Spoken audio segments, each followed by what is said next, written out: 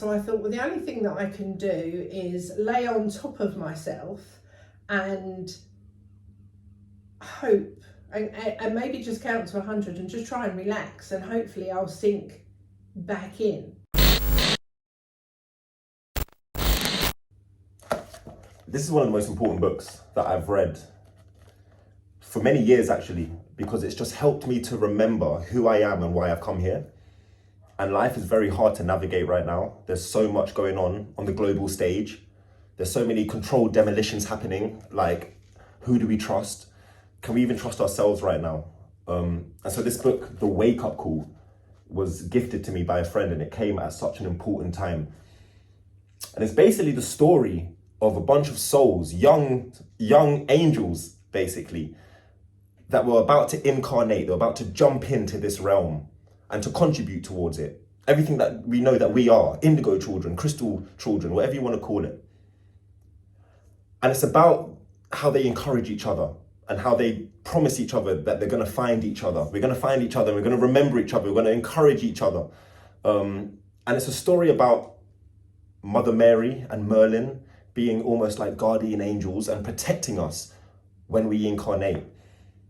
But the reason it's a wake-up call is to remind us that the trauma, the poverty consciousness, some of the most horrific things that may have happened to us in our life was all by design for us, so that we could fulfill our mission, draw out our Buddhahood, draw out our deepest potential, sharpen us like a sword.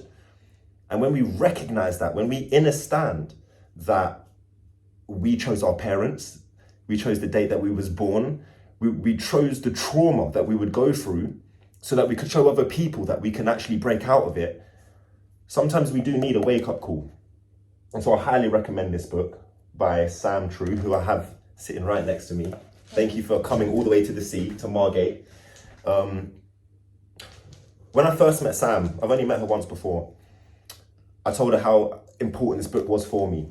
I'm a big reader, 4 books a month I read. I read this in about 2 days.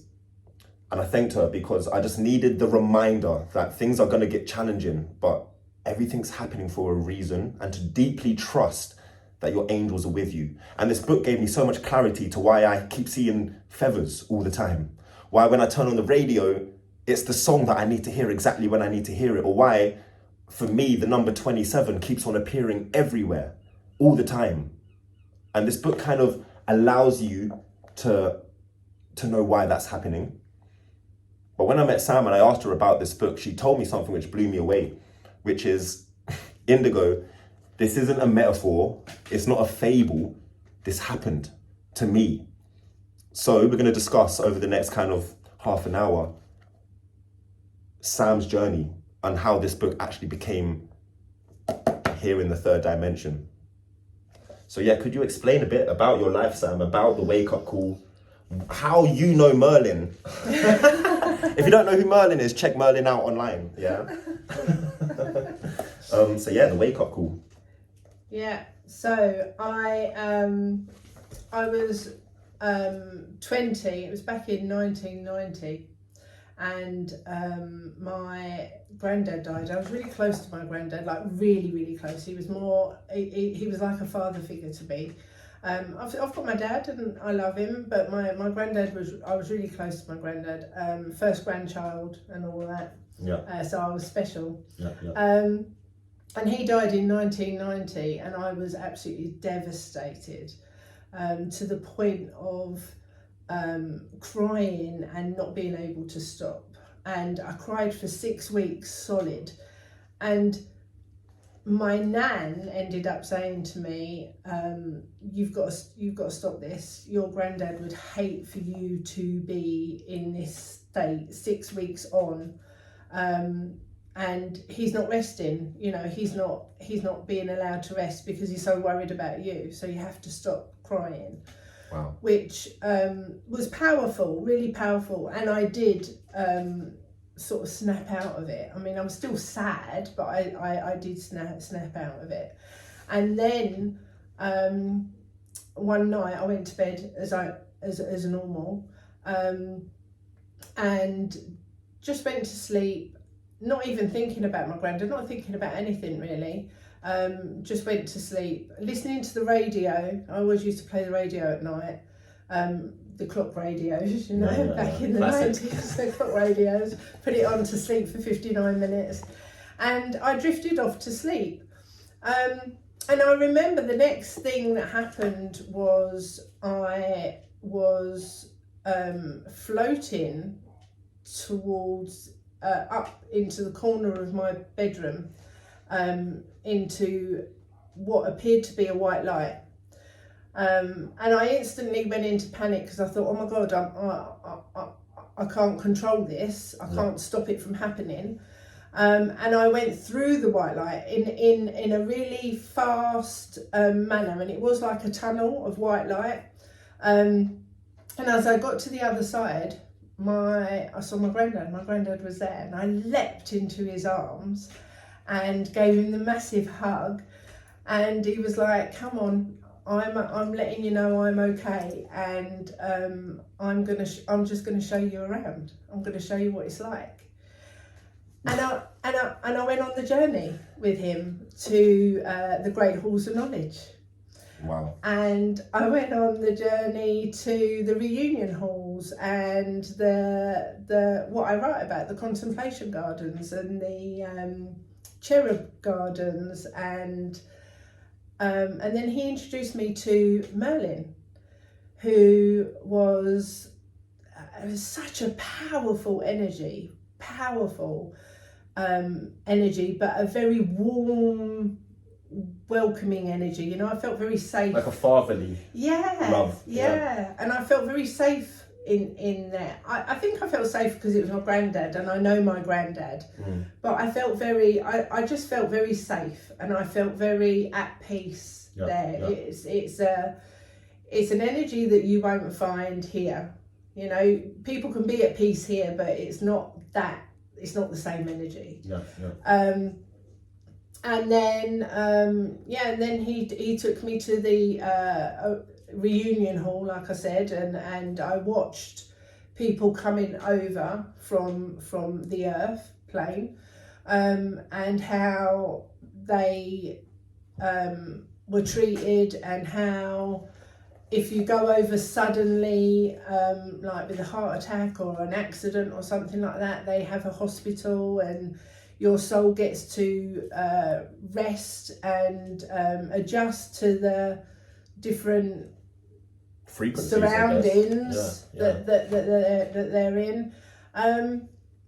And it was just, and even when I got to the departure lounge, you know, I had that conversation that I write in the book with the two girls. You know, I had that conversation. What are you doing here? You know, are you looking forward to being reincarnated, if you like, back to Earth? And it was just an amazing experience to have, and it felt very real. And then at the end of the tour, or the journey of where my granddad was, he said to me, "You've got to go back now." And I said, I don't want to go back. Let me stay here. I'll stay here with you. They'll be all right. They'll get over it. And he said, no. He said, you can't stay here. It's not your time. Wow. And he also said, you have work to do. You have work to do. And I resisted, and I held on to him really tightly because I just didn't want to leave. It was just such a, everything that you feel and experience here doesn't actually matter once you're there. Wow. You know, it doesn't matter. Everything that you are doing here no longer matters there. It's like you are a pure soul there. Your ego is stripped. Do you think that also is, even if you're doing acts of evil, whatever happens, you go back there to like reset? Is that what it felt like? That's what it feels like. Wow. Yeah. Wow. On a different level though, I think. Mm-hmm. Like if you're doing like evil stuff, obviously you go back to a different level. It's not the same level as I was shown. Yeah. that I think they have a lot more work to do. Mm-hmm. When they cross over. I think they still have work to do. But where I was very you're stripped of your ego. So definitely. There's a few things there that are going to be brand new for people, especially if you haven't read the book. So you said the Cherub Gardens, the Reunion Hall, a hospital, the Contemplation Gardens. Yes. Yeah. What I want to ask you is, these are actual. I don't want to say physicals, because it's not physical. It's in a different dimension. Yeah. But these are actual places. Depend whether you're Islamic, Christian, Jewish. Yeah. Yeah. These are actual places that you can go. So you said the hospital. Could you explain why someone would go to the hospital? What does that mean? The soul for rest, because when especially if it's sudden. If it's not sudden, not so much, because your soul's already preparing for that journey to cross over. But it's sudden when your soul's not really, or your ego, if you like, is not really ready to be gone so quick. Your ego still goes with you over to the other side. So then it needs to, you need to shed the ego and fully sit in the soul. Wow. Okay. Does that make sense? So like, I'm guessing suicide bombers, car crash, that kind of stuff, when you had no idea you was going to die. Yeah, no idea. And so there's a dimension where Merlin took you, and Merlin has been known throughout centuries as a kind of like a mythical character, as like almost like Gandalf or something, isn't it, from Lord of the Rings or whatever. And this person, your grandfather, who was, I guess, your main spirit guide, linked you from this realm to that realm. Yes. Introduced you to Merlin. Yes. And then you went on a tour. Of it almost sounds like, I don't know if the word's purgatory or some kind of realm where you go before incarnating again. Yeah. Is it? Do you remember because smells? You've got the departure lounge, haven't you? You have the departure lounge in the book to go back to Earth. Yeah. And that's when I spoke to those two girls about, are you going back? Why are you going back? And are you excited and all of that? There's a departure lounge to come to Earth. And them two girls in the book, it's like it was. One of them was going to be the daughter of the. That's right. And was going to on purpose become disabled. If I'm right. Yes, right. Yeah, that's true. Yeah. Wow. So she said to me, I said to her, why are you here? What are you going back to Earth for? Why have you chosen to go back to Earth? And she said, I need to go back to learn how to be more patient, tolerant, compassionate. Wow. Show unconditional love. And I think I said that in the book. Wow, that's amazing. And then I asked the girl sitting next to her, because they were clearly that they were friends. And are you going back to learn the same? And she said, no, I'm going to help her. I'm going to help her learn unconditional love, patience, tolerance, compassion. I'm going back. I'm not going the same time as her. I'm going later because I'm going to be her disabled daughter. And that blew my mind. As in, now every time I see a disabled person, I'm like, wow, what a gift. Yeah. Because you are teaching that person, that carer of you, or that parent, or that carer, that you've chosen to be this way to help another soul. Does that make sense? Yeah. So that flipped my mind. That blew my mind, and I was very young as well. I was only 20 when this happened. I was 20, so I'm getting fed all of this information and all of this knowledge, and it just opened my mind up to, we are really here for a reason, and it, by free will, it's been our choice to be here. There's a book called Conversations with God by Neil Donald Walsh. I can't remember the name of the children's one. I think it's A Little Light in the Sun. Yes, it is. Little Soul, the Soul and the Sun, I think. I think you're right. And this book it's kind of activated that book in me when I was like 13, because that's how I've lived my life. People that have really hurt me, because from 13 I'd read this book and I resonated with it. I in my heart, we came up with this agreement that you would hurt me, that you would snake me, whatever it is, Yeah, because yeah. I had to feel forgiveness or I had to feel pain. I had to feel something. Yes, true, 100%. And so when you know, I read that in your book, the two friends, and I'm going to be your disabled daughter. It really it makes you take full responsibility for your life, because you realize everything I've chosen or I'm here to experience. Yeah. I'm not a victim of anything. No. I'm here to co-create and to experience whatever I need to feel. Yeah. And so this is just the most amazing metaphor for that. Yeah. Yeah. And I love that book where it's one of the souls steps forward and says, I'll be that person for you. Yeah. But please don't forget, I'm going to have to lower my vibration and forget who I really am. So please don't forget that I am actually the same as you. I am just a soul. But I am lowering my vibration to give you that experience so that you learn and evolve. And I love that book. And it's a children's book, isn't it? Oh man, yeah. If anything, it's almost more profound than all of the other ones, because just that simple truth stuck with me my whole life. You know. Yeah. So then I obviously was hanging on to my granddad, not wanting to go. And I felt again this force sort of pull me away, and I can't say it was in a harsh or a negative way or anything like that, but it was just like it's time, and a bit like a magnet attracting. That was the same sort of energy that I felt. The magnet was pulling me back, and I came back through the light really fast. It felt like I was going underwater.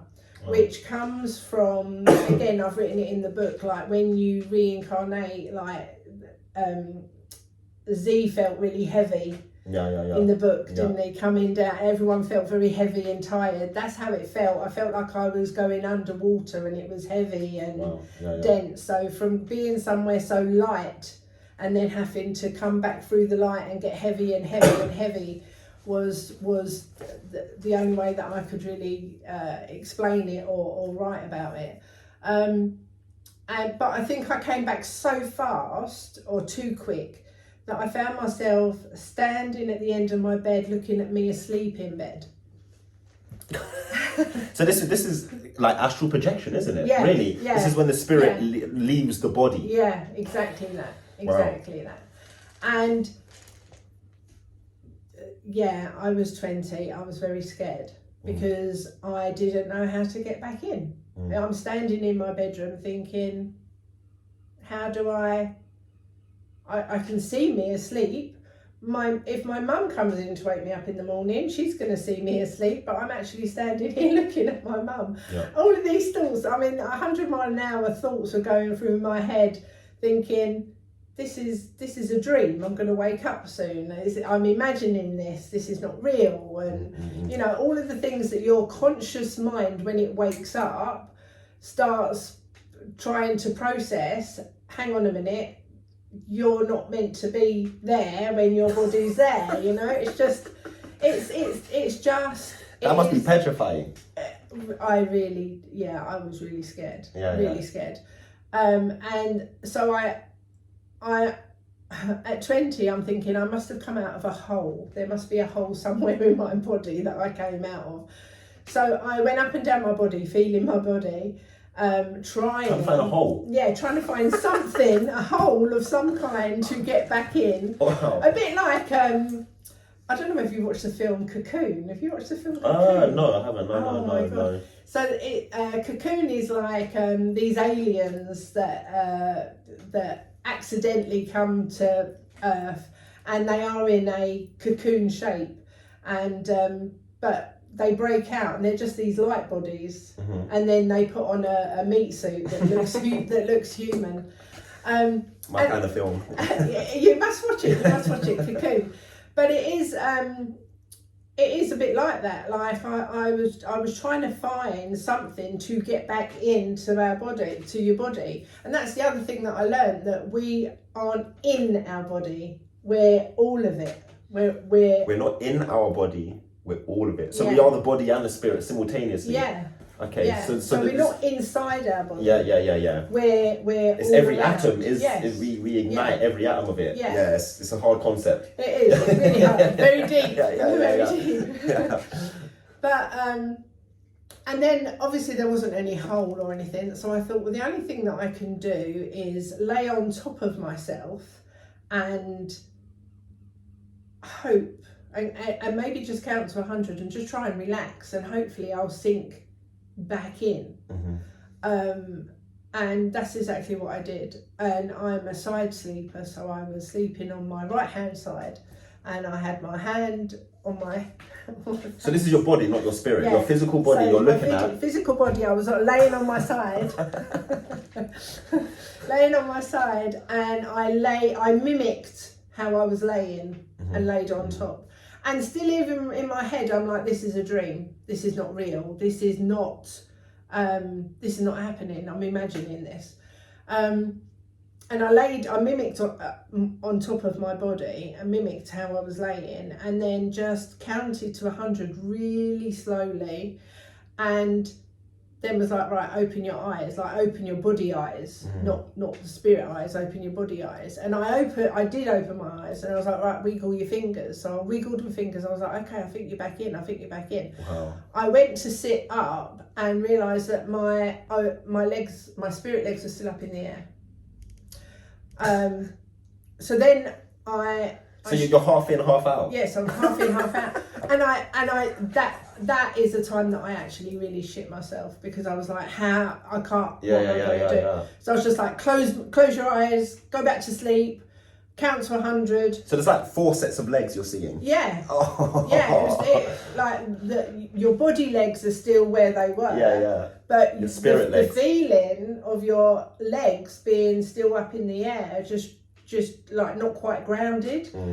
So just a bizarre feeling. Wow.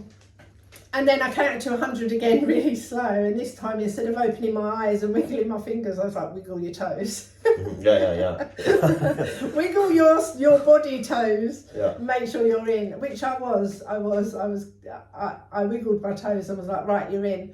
And of course, then I sat up, I turned the light on and was like, was that a dream? Was that real? Did that really happen? Am I imagining it? And then I was too scared to go back to sleep. I was 20, so it petrified me, and I was too scared to go back to sleep. Comforted that I did see my granddad, but again, questioning the conscious brain. The brain comes in, not your consciousness. Your brain comes into play and starts trying to bring logic in to it. So was you questioning the cherub gardens, or was it just the actual? Was you questioning trying to enter your body? I questioned all of it. All of it, yeah. I think any sane person would, right? At first, it's very, yeah. So I questioned the whole lot. Did I really go there? Did I really see my granddad? Did I really come back? Did I really, see myself sleeping on the bed? Did I really, all of the, just loads of questions.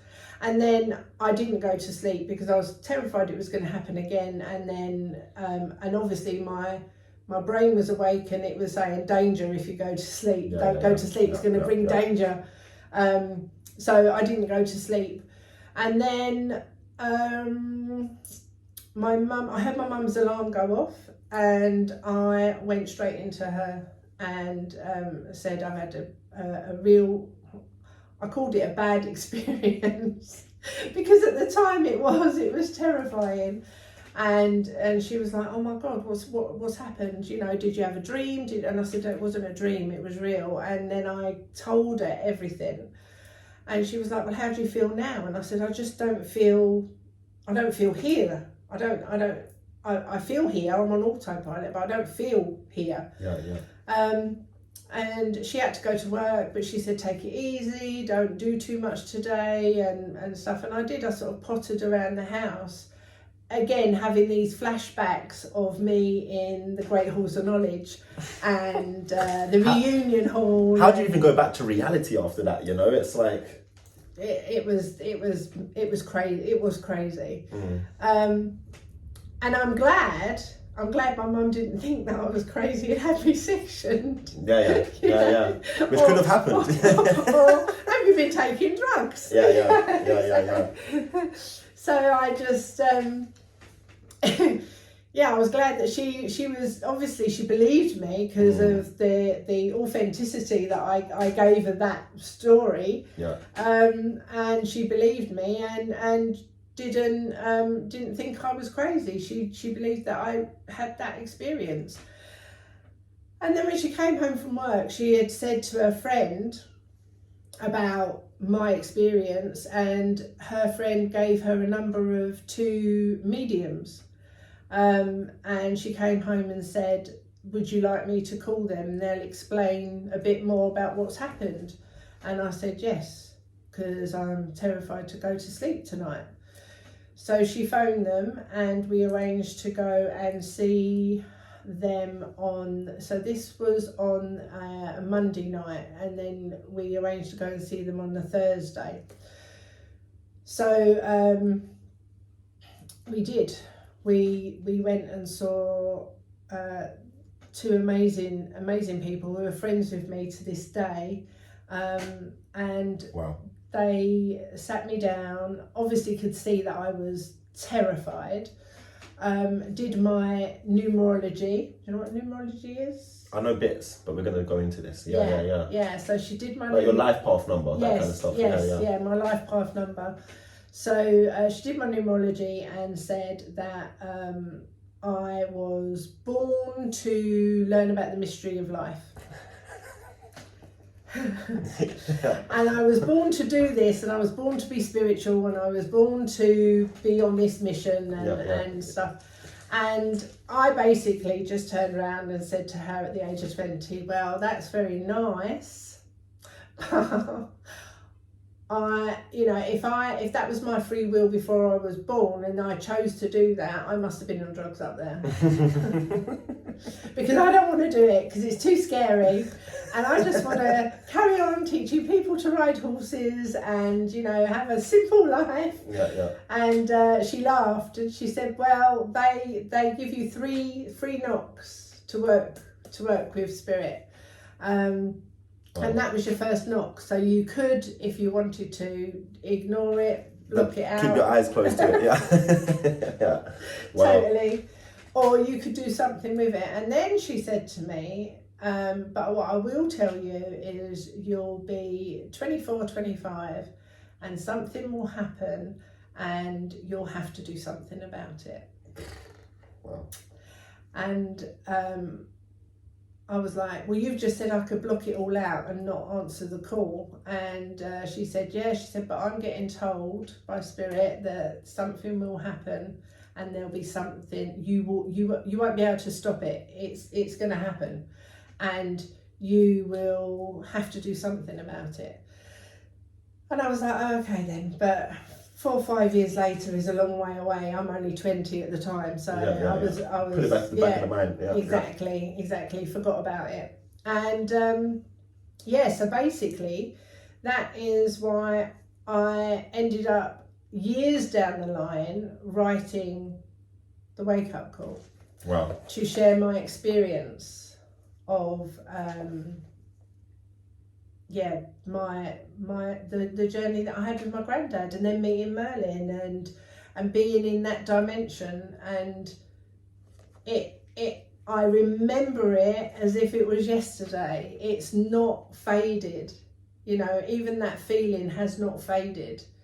Everything is still as it was, and I can repeat it to anybody at any time. And would you call it the afterlife at all? Or was it before life? Yeah. Do you know what I mean? That's a 64,000 question. I think that is definitely the place that you go when you first cross over, and then you have the choice or the free will whether you want to stay in that beautiful energy or whether you choose to come back. And I think if you decide to stay in that energy, my feeling is you don't stay there. You go on to somewhere else.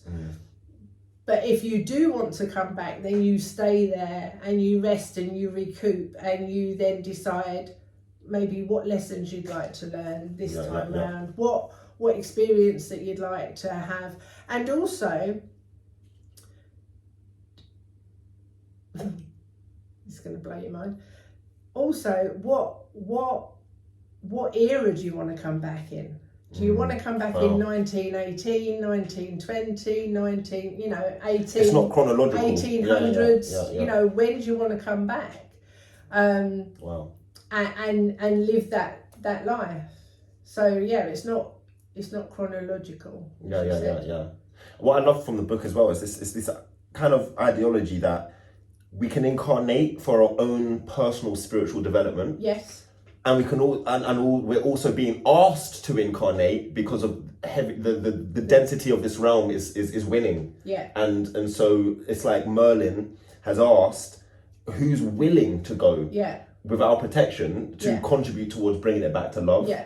And so it's like I'm not sure. I feel personally I'm one of the latter. I feel like I could have remained in some Buddhist state, like on top of the mountain, like the Dalai Lama, in total bliss. Yeah. But I was like, do you know what? Okay, Jesus, like I'll incarnate into this now because also if we didn't do that, even that realm was in danger. It was, yeah. Because it's the spiritual war that we're all experiencing. It isn't just in the third dimension. No, you know? It's as above, so below. Yeah. Mm-hmm. And that was a crazy concept. Could you explain a bit about what it actually felt like to be there? Like what it like you talk about the Akashic records. Yes. Is it a physical? Is it energy? Is it like light? Like did you float? Did you walk? I can't. It was more of a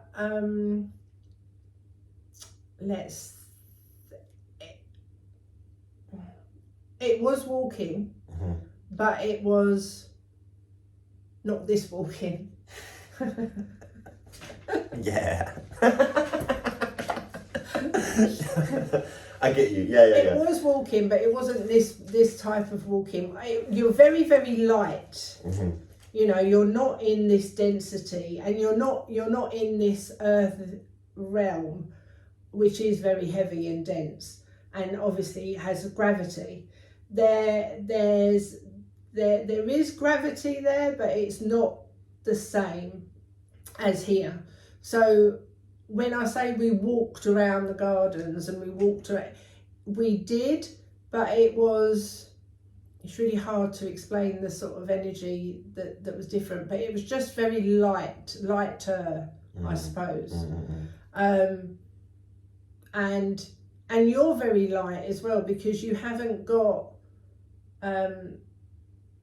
it's like you're just pure energy. There's no blood and bone. No, and no digestive system, and no organs, and no, you haven't got that. You are just a light body. Wow. That is exactly what you are. You are just a light body. Yeah. And although my granddad showed himself as my granddad, so I knew and I would recognise, he didn't stay in that form.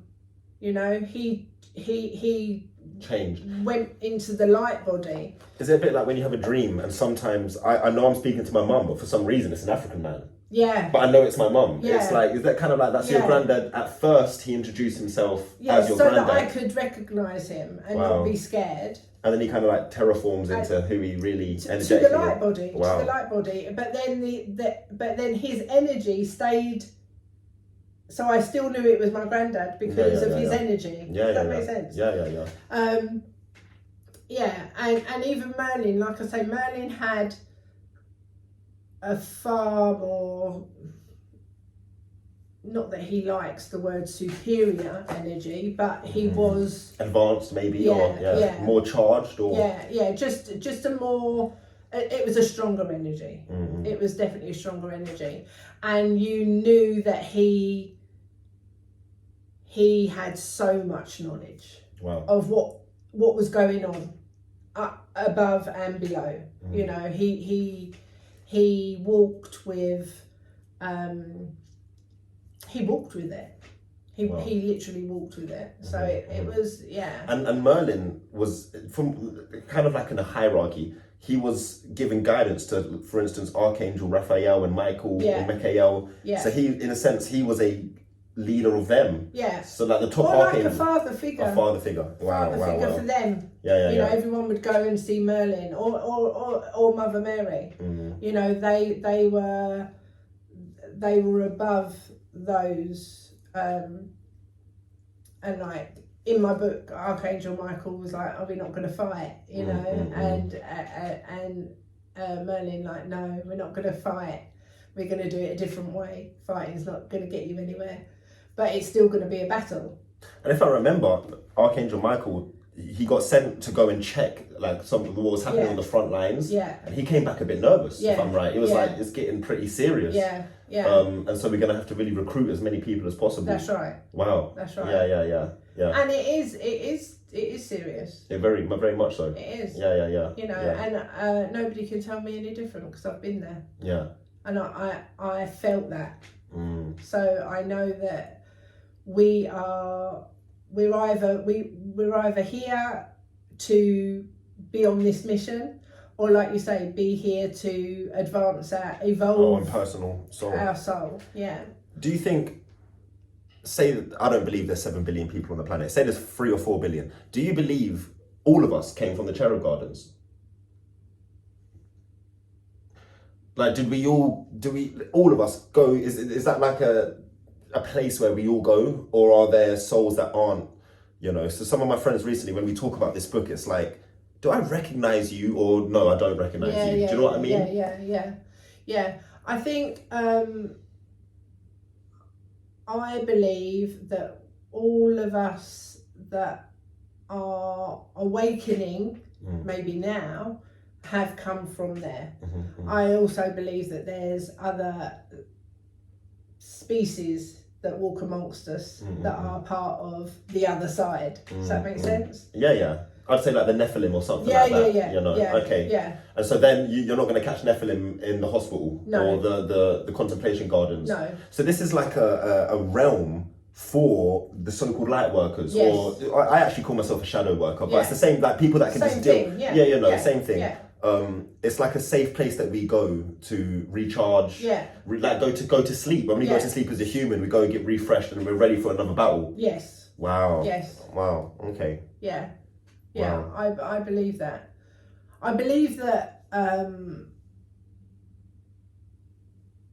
maybe when I was younger, I believed that everyone went there. But now, because of everything that's been happening and going on, I'm not convinced that everybody's gone there. So it is just those people. But there's also new earthers that have never been here before that I also speak about. You do, yeah. Towards the end of the book, there's a young boy that I think, is it Sophie? Mac.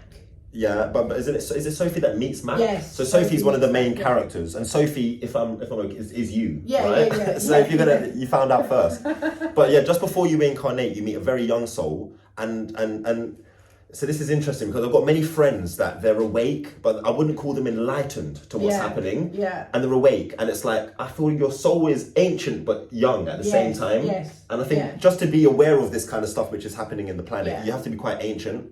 But you can still be a young ancient soul. Yeah. And it's like they may have not have come to this dimension before or this realm. 100%. Yeah. Right. Okay, and so you cover that in that book. And I also love the part where when a soul decides to incarnate, because it only decides, it's never forced. No. Merlin doesn't say you have to, you know, he will encourage you and tell you it's, you know, it's good for your future, but it's your choice. When you decide to incarnate, you go down the stairs, and the stairs, every step you become heavier and heavier, and that felt so symbolic because you're basically energetically preparing yourself for the blood and the bones and the energy. Yeah. And the vibration. And it's the vibration, the frequency. The frequency. And then when they're in, is it the departure lounge? You're basically prepared for the light. Yes. Or to go through the canal, through the vagina, right? Yes. You experience all of that. Yes. And it's overwhelming, and it's like a pressure on your head. Yeah. Wow. Yeah, and that's the moment of birth. Yeah. And then it's, for me, you know, I've been receiving numbers for about a decade, maybe 15 years. 27. All that. I'll be on a plane and I'll tell someone, I guarantee we're gonna, the second the wheels touch the floor, it will be 27, and then it will happen. and then they won't talk to me because like they think this person's weird and they don't understand. And in this book, when a soul is ready to reincarnate, they meet different archangels. It's almost like to have some training. Yes. And one archangel will give you courage. Yeah. Another archangel will say, here's a feather. And every time you see this feather, remember we're with you. Yeah. And then I think it was Archangel Raphael. He specifically gave numbers, maybe. Yeah, yeah. And he was giving numbers to each person. That's right. And it's just like...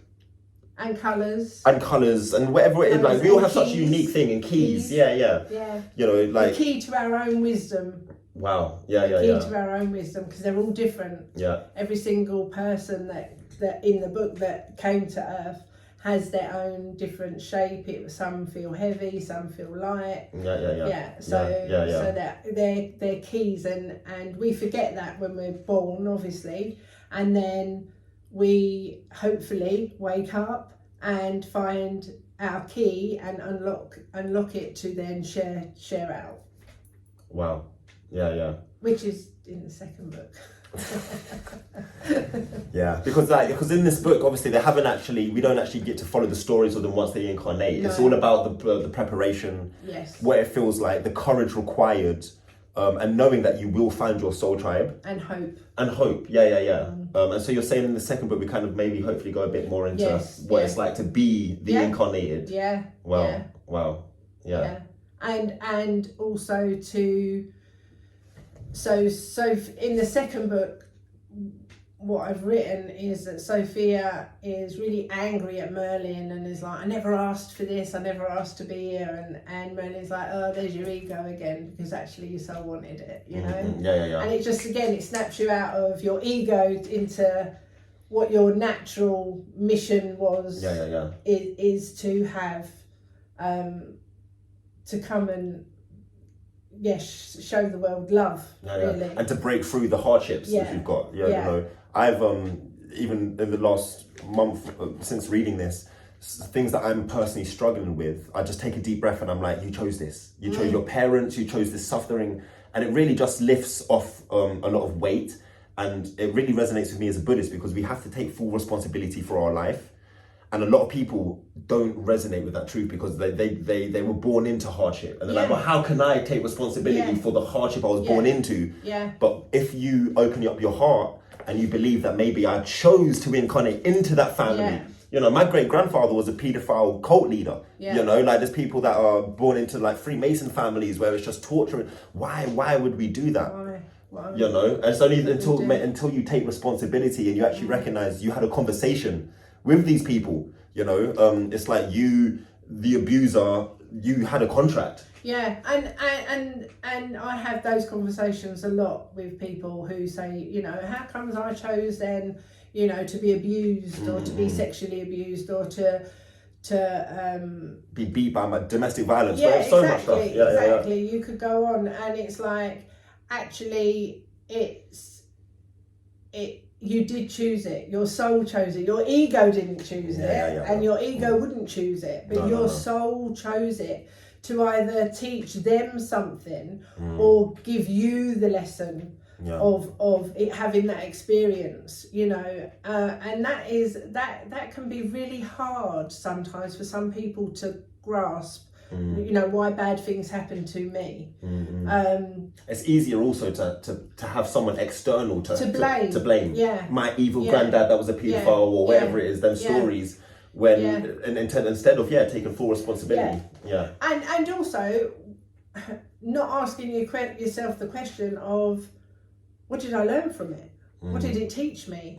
How am I a different person because of it? You know, and you know, bad things happen, but who are you going to become? Because of that bad thing. Why? You know, what would love do? I always ask that question all the time. What would love do? What would love do right now in this situation that there's bad going on? What would love do? Love would raise the vibration.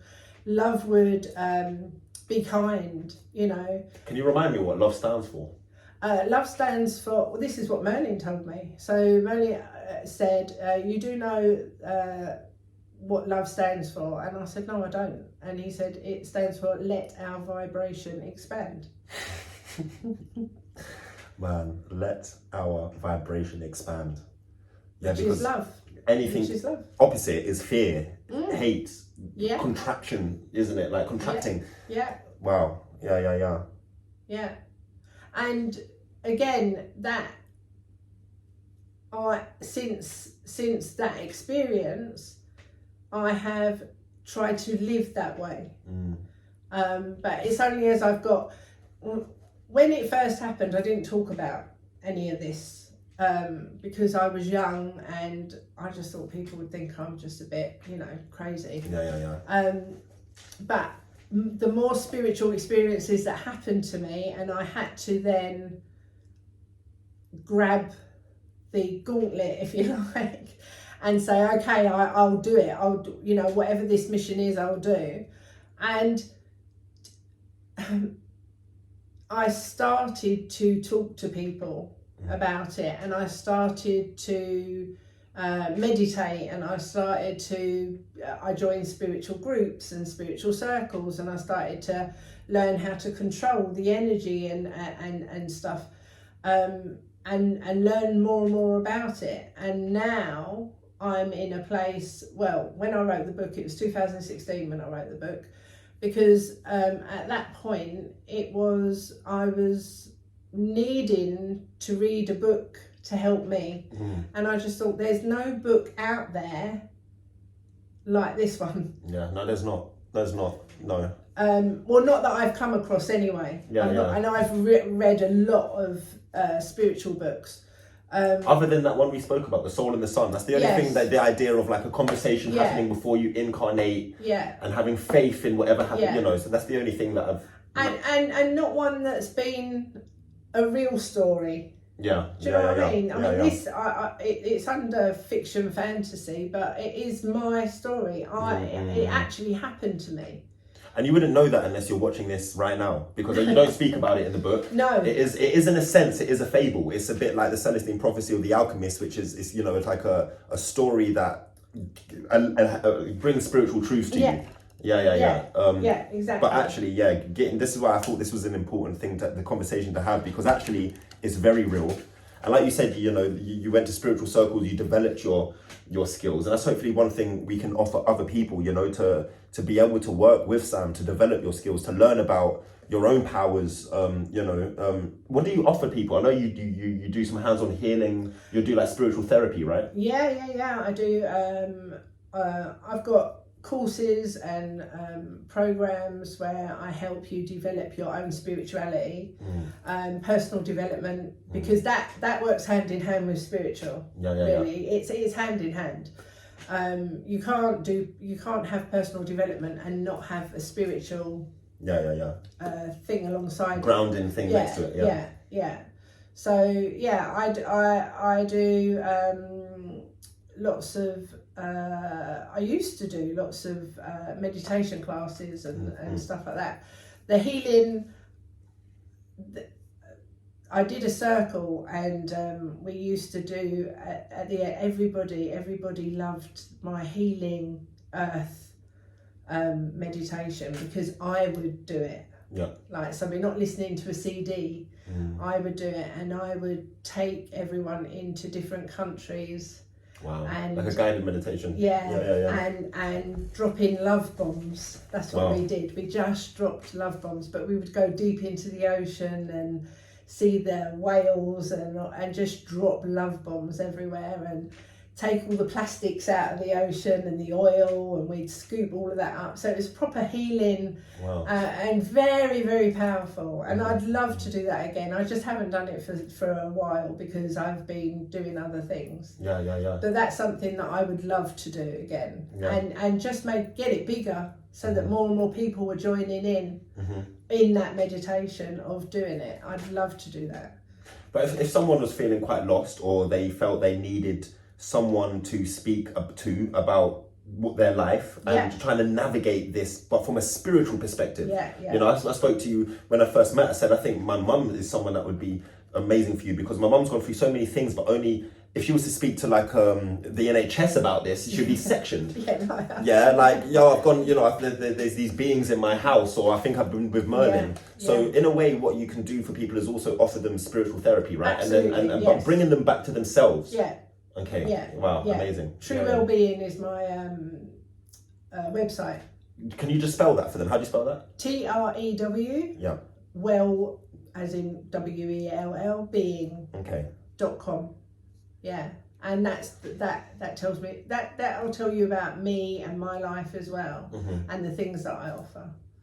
Yeah. So we have we have about 3 years left of 3 years until Agenda 30 happens, yeah? And some people might know that, some people might not. Definitely research it. But with these next 3 years are very critical, right? For the planet. Huge. Yeah. Do you have any advice for the souls like us that have come from the Cherub Garden, which feel deeply lonely right now? Because we maybe haven't found our Sams and Indigos yet. Yeah. Do you have any guidance for them? Yeah, I just think don't give up, and also alone sometimes is good. Because when you are trying to fit in and you don't feel like you belong anywhere, you don't. Yeah. You haven't found your tribe. You don't fit in anywhere yet. Own it. Yeah. And be alone, but march to the beat of your own drum, because you are probably a light walker, and you are walking the light, and you are showing other people, you are leading other people your way, and don't hide it. Don't be alone and hide it. You've got a gift and you're here for a reason. And it's really, really important that you, I want to say, come out of the closet. But yeah, I often say, walk with your head, be a proud black sheep, right? Yes, that's the time. Yes, Yeah. And have your voice, because people will then be attracted to you, and all of a sudden your tribe will grow. I was alone for a long time throughout my 20s, really alone. People didn't get me. I was misunderstood. Yes. I was so misunderstood. People thought I was weird. Yeah. Because of the things that my experiences and everything. They thought I was weird. And I walked alone for a long time. But I kept my faith. I kept the faith because of the experiences that I had. I knew I was on the right path. I knew I was doing the right thing. And eventually, as it says in the book, I didn't want to come here. I was quite happy being there. Yeah. Stay at the top of the mountain, meditating. I was quite my happy. incense. I was quite happy. Yeah. But all my friends decided to come, and it says it in the book, I woke up and my friends had already gone, and I felt bereft. I was like, I need to be with them. I need to find them. Wow. I need to help them, and they need to help me, and we need to encourage one another. And so then I chose to reincarnate down to earth, and slowly I found my people. I found my people, and I still don't belong anywhere, and I still don't fit in anywhere. But the people that I'm surrounded by are beautiful souls, and we're very like-minded, and we want the same thing. Yeah. We want to raise the vibration of this planet, and it is imperative that we do it, because it's also happening above. Wow. Yeah. And it starts with us. Yeah. I often tell people, one of the most important things we have to do is to remove the opinions of our parents, our sex, our race, our nationality, our political agenda, what our friends think, what it means to be a white woman or black. What does your own individual soul tell you? And obviously you managed to maintain that even throughout your 20s when everyone turned against you, or didn't believe in you. And it's very easy to just suddenly dole yourself down, and then just to start to drink and just party with your 3D friends, and just to be a human. But if we can have the courage to remain authentic now, and to have courage that actually I can not just be authentic, but I can actually thrive by being this authentic version of myself. Then you will, and only then, when you're authentic enough, can the universe reflect back an authentic reflection. Because if you're only given 50%, it can only give you 50% back. But if you're bold enough to be 100%, walk on your own, you will find other 100% around you. You know, they will gravitate towards you like a magnet. 100%. Yeah. 100%. And I just think throughout my 20s, I remained obedient, if you like, to what was requested of me, but I was very quiet about it. So because people did think I was weird and misunderstood, and I was very quiet about it. But in my 30s, I was on my way to open that closet door and come out and start speaking. And would you say that now you're totally unapologetic? Oh, 100%. Yeah. I don't care. I really don't. I know what I know, and I'm not here to convince anybody to believe what I'm talking about. Of course not. Yeah. It happened to me. Yeah. It was my experience. I believe it to be true. I don't need you to believe it. If you don't want to believe it, then, you know, if it's not serving you, let it go. It doesn't matter. It doesn't matter. But if it's speaking to you, then hold it, because you're being what's the word I'm looking for? Intuitively, you know that this is resonating with you, and you're part of something bigger than you. Yeah. The wake up call, Sam, true. One of my top recommendations for anyone that just needs to remember who we are.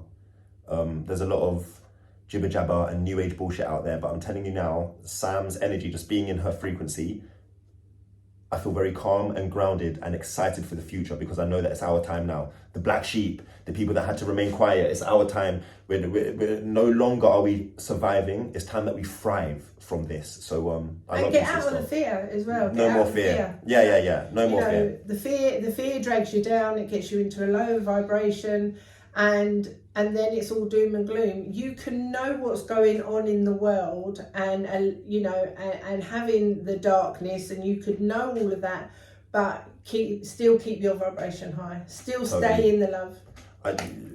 There's so many things that are happening purposely to draw us into duality. Yes. You know, all this disclosure with the Jeffrey Epstein stuff right now on the global stage, it's done on purpose, actually. It's a controlled demolition to draw us into duality. Yes, the illegal immigrants versus this, black versus white, police versus the public. If we can rise above the duality, we actually don't have to react from anger or emotion. I'm not saying that what's happening is acceptable, but we have to rise above the duality, otherwise we're being called into it. Preach. I love you, sister. Thank you. I love you and appreciate you. Thank you for having me. The wake up call, baby. Yeah.